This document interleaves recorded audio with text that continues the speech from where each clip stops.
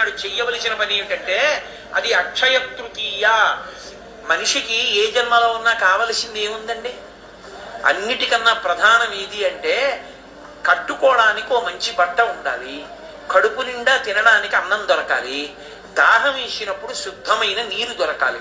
అక్షయ తృతీయ నాడు చెయ్యవలసినది ఏది అంటే చల్లటి నీటిని కుండలో పోసి దానం చెయ్యాలి, పట్టెడన్నమో స్వయం పాకమో ఇవ్వాలి, నీకు కలిగిందా అంచు కలిగినటువంటి వస్త్రాన్ని దానం చేయాలి. ప్యాంటు గుడ్డలు చొక్కా గుడ్డలు నీ చెప్పను.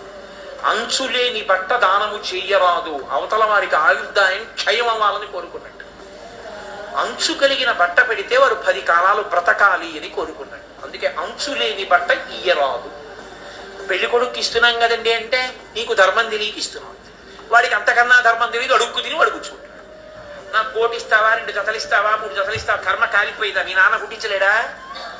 అడగడం ఏంటి? నీ మామగారు అంచున్న పంచిస్తాడు పట్టుకో, నీ 1 కోటి కావాలంటే మీ నాన్న కుట్టించిస్తాడు. వాడెందుకు? నీ బతికుండగా నీ జన్మాంతరంలో నీ 1 కోటిను కుట్టించుకోవా? ఇందుకు మామగారు ఇవ్వడం ఎందుకది? ఒకవేళ ఏదో మామగారు సంతోషం కొద్దీ ఇచ్చాడు, కుర్చీలో పెట్టి వేసుకోవా ఎల్లుడు అంటే చాలు, చేతితో ఇవ్వక్కర్లేదు, అదే తీసుకొచ్చి పెట్టులో పెట్టి మరీ పెళ్లి పెట్టల మీద ఇప్పించుకుంటారు, ఎంత సంతోషం. కాబట్టి అంచు కలిగిన బట్ట దానం చేయాలి. ఇవి 3 నువ్వు అక్షయ తృతీయని అడిగి నీవు ఏ జీవుడిగా ఎక్కడ ఉన్నా ఏ జన్మలో నీకు వేళ పట్టున బట్ట అన్నము నీరు దొరుకుతాయి. చాలదా ఇంకంతకన్నా ఏం కావాలి? అది చేసుకో అక్షయ తృతీయ నాడు. అంతేగాని బంగారం కొనుక్కుంటే ఏమొచ్చింది? కలిపురుషుడు వస్తాడు, దాంతోపాటు అక్షయంగా వస్తాడు, ఇప్పుడు కాదు ఎప్పటికీ వస్తాడు. కాబట్టి ఏది ఎప్పుడు చెయ్యాలో అది చెయ్యాలి.